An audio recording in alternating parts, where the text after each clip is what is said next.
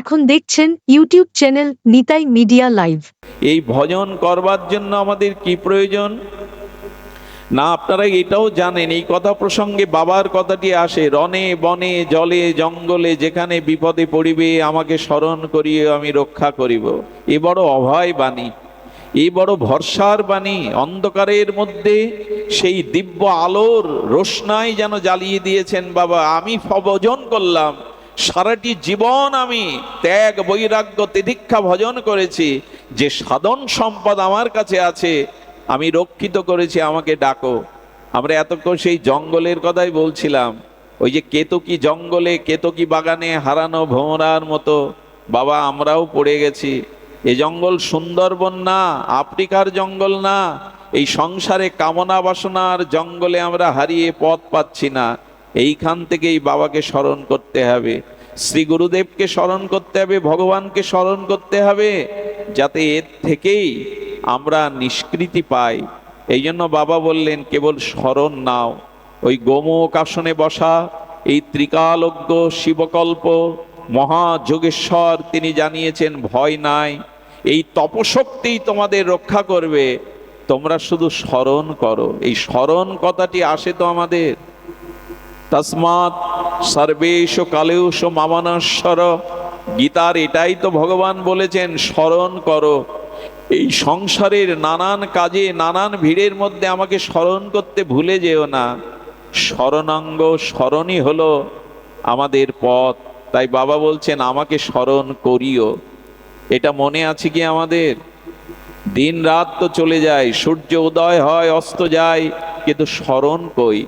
এই স্মরণ করতে হবে ভগবানকে, স্মরণ, তার নাম, তার লীলা, তার অসমধ্য মাধুর্যকে স্মরণে আনতে হবে। বন্ধু সুন্দর বলেছিলেন হৃদয়কে শূন্য রেখো না, মনকে কখনো শূন্য রেখো না, ওখানে গৌর গোবিন্দকে রাখো, তার শ্রীনামকে রাখো, তার রূপ মাধুর্য লীলাকে রাখো।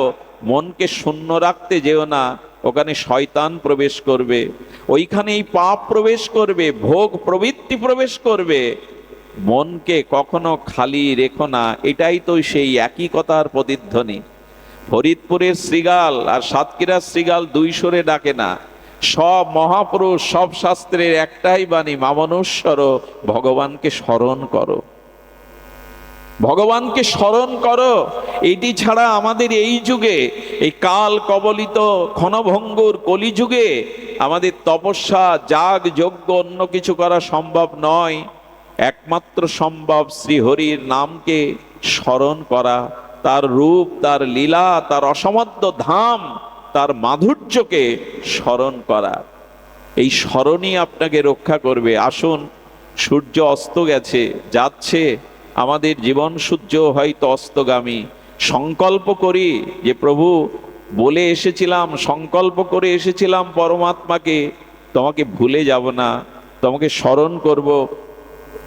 এই স্মরণটাই আমরা ফিরিয়ে আনি। এটা সম্ভব, এটা আমাদের পক্ষে সম্ভব। যাগ যজ্ঞ তীর্থ পর্যটন হোম অগ্নি এগুলো প্রজ্বলন করে পূর্ণাহতি দেওয়া কঠোর হতে পারে, কঠিন হতে পারে, কিন্তু ভগবানকে স্মরণ করা আমাদের পক্ষে সম্ভব। এই স্মরণ করুন। পতিতও যদি হয়ে থাকি, স্খলিত হয়ে যদি থাকি, নানান পাপের যদি আমাদের পতন হয়ে থাকে, ভয় নাই, ভগবান এবার পতিত পাবন অবতারে এসছে, এইটুকুই ভরসা।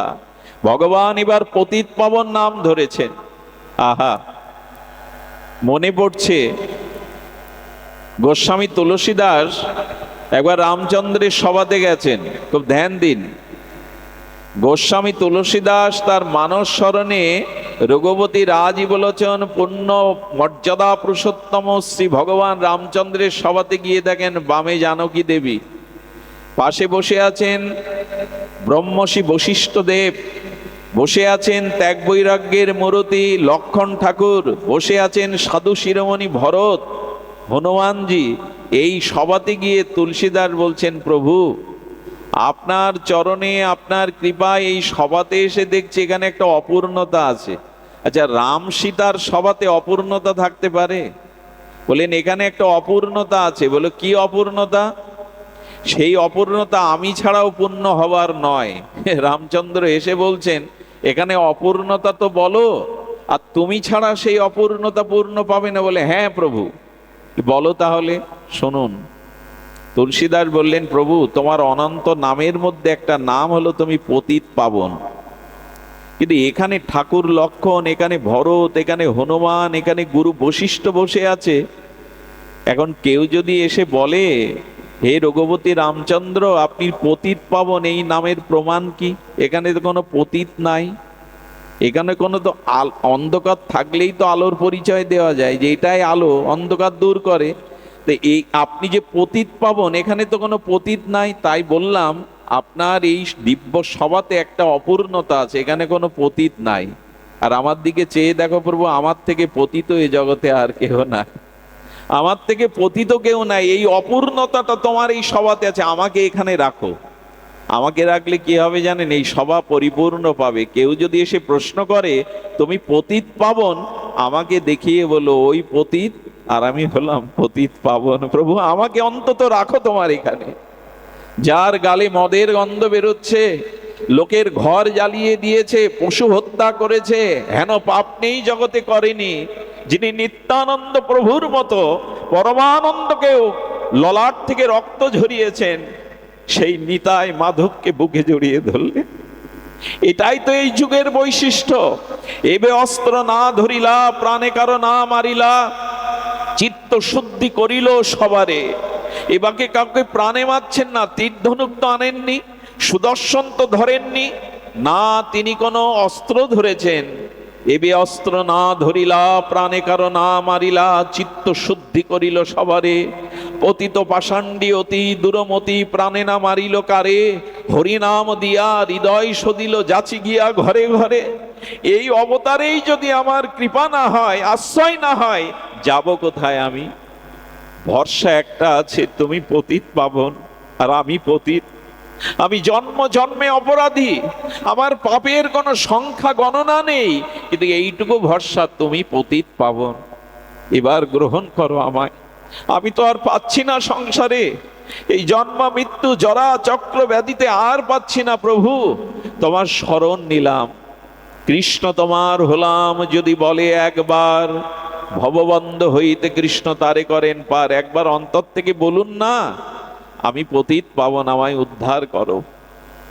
আন্তরিকভাবে বলতে হবে, বিশ্বাসের সহিত বলতে হবে, দৃঢ়তার সহিত বলতে হবে পতিত পাবন। একটা উপায় আছে, এই সন্ধ্যাবেলায় আপনাদের বলি, যদি গ্রহণ করতে পারেন। উপায়টা কি জানেন? গাছের কোনো শুকনো ডাল থেকে এক টুকরো শুষ্ক কাঠ যদি জলে পড়ে যায়, নদীতে পড়ে যায়, পুকুরে পড়ে যায়, ওই কাঠটা ডোবে কি? ডোবে না। শুকনো কাঠ যদি নদীতে পুষ্করণীতে পড়ে যায়, দেখবেন ভাসে, ও ডোবে না। শুকনো কাঠ তো, তবে ওই কাঠটি ডুববে। ওই কাঠটি একদিন ডুবে যাবে। কি করে জানেন? ওই শুকনো কাষ্ঠের মধ্যে ধীরে ধীরে জল কণা প্রবেশ করবে, আর ওই জল কণা প্রবেশ করতে করতে ওই পুকুরে, ওই নদীতে যে পলি মাটি আছে, ওই মাটিগুলো ভেজা জল প্রবেশ করা শুকনো কাষ্ঠের উপরে প্রলেপ পড়ে যাবে। যেদিন মাটি আর জল প্রলেপ পড়ে যাবে, ওই দিন শুকনো কাষ্ঠটি ডুবে যাবে। তবে ভাসতে হবে, গাছে থাকলে হবে না, জলে পড়তে হবে। এই আপনাদের মতো সব ছেড়ে আপনারা এখন ভাসছেন, ভাগবত সাগরে, হরিকথার সাগরে ভাসছেন। এই ভাসতে হবে, কাঠ হয়ে উপরে থাকলে হবে না।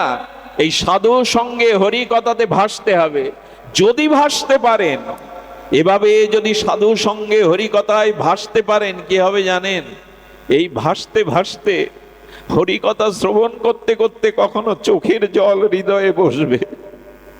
ভগবানকে ভজন হলো না বলে আরতি, উৎকণ্ঠা, ব্যাকুলতায় কখনো চোখ দিয়ে জল ঝরে এই হৃদয়ে প্রবেশ করবে।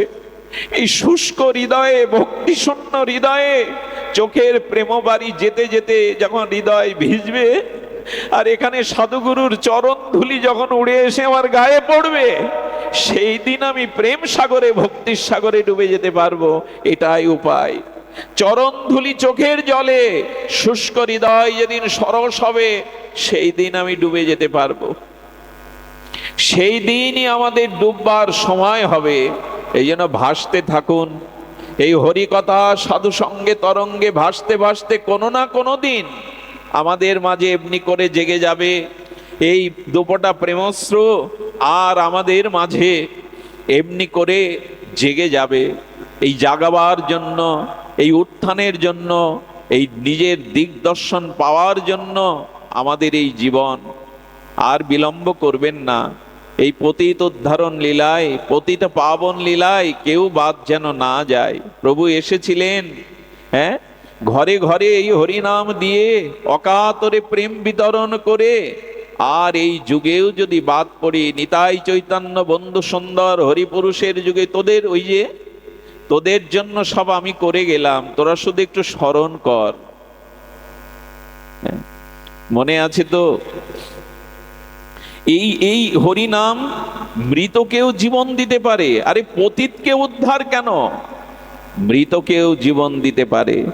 এই হরিনাম সঞ্জীবনী সুধা, এই সাধুসঙ্গ হরিকথা, এটি সঞ্জীবনী সুধা। সিন্নান্ত সকতা কৃষ্ণপূর্ণ শ্রবণ কীর্তন, হৃদয়স্থ ভদ্রাণি বিধুনতি সুহৃদ শতাম, প্রবিষ্ট কর্ণ রন্ধেন সানাং ভাব সারুরোহম, ধুনতি সমলং কৃষ্ণ সলিলস্য যত শরত। শরৎকালের মতো শুদ্ধ হয়ে যাবে হৃদয় যদি হরিকথা কর্ণ দিয়ে হৃদয়ে প্রবেশ করি, যদি সাধু সঙ্গের। আচ্ছা, অনেকেই বলেন এই এই এই ধুলা চামড়ায় লাগালে কি হবে? এই যে গায়ে ধুলা মাখছি সাধুর চরণদলিতে, এতে কি করে ভক্তি হবে? ভেতরে যাবে কি করে? লক্ষ্য করুন, কারো হাড়ে যদি যন্ত্রণা হতে থাকে, হাড়ে বা শিরায়, ওই যন্ত্রণার ঔষধটা কি চামড়া চিড়ে হাড় বের করে ওর উপরে প্রলেপ দিতে হয়? দিতে হয় কি? কোথায় দিতে হয়? ওই হাড়ের ওপরে যে চামড়া আছে, 7টা পর্দা আছে, ওর ওপরে প্রলেপ দিয়ে ওর ক্রিয়া হাড় পর্যন্ত পৌঁছে যায়। ঠিক তেমনি সাধুর চরণ ধুলি, ওই অনুভব বেদ্য রেণু যদি আমার গায়ে পড়ে, হৃদয়ে আসে, আমার হৃদয়ের ভেতরেও প্রবেশ করে, সেটা জাগিয়ে দেবেই দেবে, সেটা জাগিয়ে দেবে। এই জন্য 136তম বাবার এই আবির্ভাব, এই তিরোভাব তিথিতে আমরা নিবেদন করব, উনি সম্মুখে এই গোমুখ আসনে বসে দেখাচ্ছেন ভজন কাকে বলে। উনি সিদ্ধপ্রাপ্ত সিদ্ধকল্প হেও নেমে এসেছিলেন জগতের কল্যাণে। লোকনাথ বাবার অসংখ্য দেশ ও বিদেশে অসংখ্য তার অনুরাগী। কেন জানেন? জীবনে কখনো নিজের জন্য কিছু উনি চাননি। সেই ছোটবেলা থেকেই ত্যাগ বৈরাগ্য জীবন নিয়ে তো সমস্ত তপসাধনাকে জীবের কল্যাণে, কত অপমান, কত লাঞ্ছনা, কত পরীক্ষার পরেও প্রতিটি মুহূর্ত জীবের কল্যাণে কেটেছে। আমাদের জীবনের প্রথম ব্যবহার দেখুন, মন্দিরে ঘন্টা নাড়লেই ভক্তি পাবেন এমন না, ধূপ দীপ জ্বালালেই ভক্তি পাবেন এমন না। ভক্তির প্রথম সোপান হলো মানুষ আপনার দ্বারা ক্ষতিগ্রস্ত হয় কিনা, মানুষ আপনার দ্বারা উপকার পায় কিনা। এই ব্যবহারিক জীব কল্যাণই হলো ভক্তির সূত্র। শুধু মন্দিরে ঘন্টা নাড়লেই আপনি পার পাবেন না যদি পর উপকারের চিন্তা না থাকে। এই ত্রিকালজ্ঞ মহাযোগী জীবনের প্রতিটি মুহূর্ত জীব কল্যাণে কাটিয়েছেন, উত্তরসূরি রেখে যাননি। কিন্তু অসংখ্য অসংখ্য অনুরাগী আজ দেশ বিদেশে। লোকনাথ বাবার আশ্রিত ভক্তরা কানে মন্ত্র না নিলেও তারা তার আদর্শকেই, দরিদ্র নারায়ণ সেবা, জীব সেবায় লোকনাথ বাবার মূল আদর্শ ছিল। আর এই প্রেম তার এমন জায়গায় পৌঁছেছিল, সাধন ভজন মানুষকে কোথায় নিয়ে যায়? হিমালয়ের পাদদেশে ত্রিশূল স্থাপন করে যখন এই মহাযোগী যোগে বসেছেন, এক বাঘিনী তার বাচ্চাগুলোকে আর মনে করছে নিরাপদ নয়, উনি বুঝি শিকারী, আমার শাবকগুলিকে শিকার করতে এসছেন। বাঘ যখন ক্রন্দন করছে আর গোংরাচ্ছে, বাবা বুঝতে পেরে ত্রিকালজ্ঞ এগিয়ে গেলেন। চিন্তা করুন, সাধনা মানুষকে কোথায় নিয়ে যায়। উনি এগিয়ে গিয়ে বাঘের মাথায় হাত রেখে বলছেন, ভয় নাই, তোর বাচ্চাগুলো আমার কাছে নিরাপদ। এরপরে এমন আশীর্বাদ পেয়েছিল ওই বাঘিনীটি, শিকার করতে গেলে বাচ্চাদেরকে বাবার চরণের কাছে রেখে যেতেন। বাঘও বিশ্বাস করলো যাকে, আমাদের শ্রদ্ধা ভক্তি হলো না। বাঘও বিশ্বাস। এই বারুদি আশ্রমে তখন জঙ্গল, আর এই বাবাকে হত্যা করবার জন্য দুজন দস্যু এসেছে। বাঘ এসে বাবার চরণে গো গো করে বলছেন, বাবা ইঙ্গিত দিচ্ছেন আপনাকে হত্যার জন্য এসেছে। এই ত্রিকালজ্ঞ যোগী অভয় দিয়ে বললেন, না রে, ওরা আমার ক্ষতি করতে পারবে না, তোরা নিশ্চিত থাক। যার কল্যাণের জন্য বাঘেরও হৃদয় দরদ হয়, চোখে জল আসে, কে তিনি? সাধন ভজন মানুষকে কোথায় নিয়ে যায়। অনুরোধ করব, কতটুকু সময় বাকি আছে জানি না। গত বছর এসেছিলাম, আগামী বছর যে আসবো বা এই মুখগুলো দেখবো এমন নিশ্চয়তা নাই। অনুরোধ করব, এবার জাগুন, এবার উঠুন, এবার ভগবানকে স্মরণ করুন, এবার জীবনের লক্ষ্যকে স্থির করে নিন। সেটা শুরু হোক সুব্যবহার দিয়ে, মানুষের কল্যাণ চিন্তা দিয়ে, আর শুরু হোক ভগবানের দিব্য নাম নিঃশ্বাস প্রশ্বাসে ক্রিয়া প্রতিক্রিয়ায়, যেন সর্বতোভাবে আমরা নামকে স্মরণ করতে পারি। খাইতে শুইতে উঠিতে বসিতে যথা তথা নাম লও। এই ফরিদপুরের মানুষের অন্তত নামে রুচি হওয়ার জন্য বন্ধু সুন্দর হরিপুরুর যা করে গেছেন, এই পৃথিবীতে তার দৃষ্টান্ত নাই। এই বন্ধু সুন্দরের আঙিনায় অখণ্ড নাম হচ্ছে কত বছর প্রভু? 100। এটি কল্পনা করতে পারবেন না, সারা বিশ্বের দ্বিতীয় এরকম দৃষ্টান্ত নাই। ফরিদপুরের মানুষকে ফরিদপুরের নাম শুনলেই প্রণাম করতে ইচ্ছে করে। এই অখণ্ড নাম পৃথিবীতে এভাবে এত নামের জন্য প্রাণ দিতে পারে, দৃষ্টান্ত একমাত্র ফরিদপুরের আঙিনা। হরি নামের জন্য জীবন দেওয়া এটা সবার পক্ষে সম্ভব নয়। সেই মাটিতে জন্মে যদি আপনাদের নামে রুচি না হয়, এটা বড় দুঃখের, এটা বড় পরিতাপের। এই জন্য ভগবানের নামটাকে গ্রহণ করুন। বাকি অনুষ্ঠানগুলি সুসম্পন্ন হোক, সফল হোক আপনাদের জীবন, ভগবতময় হোক আপনাদের জীবন। আপনাদের সঙ্গ পেয়ে বড় কৃতকৃতত্ব হলাম। প্রার্থনা করব আপনাদের চরণ ধুলি এই জীবাধমের মস্তকে দিয়ে আমাকে ধন্য করবেন। বাবার এই বিরহ উৎসব সার্থক মণ্ডিত হোক, সকলের উপরে তার আশীর্বাদ বর্ষিত হোক, এই প্রার্থনা করে আজকের মতো হরিকথার এখানেই বিশ্রাম। শ্রী গুরু প্রেমানন্দে গৌর হরি বল। জয় রাধে।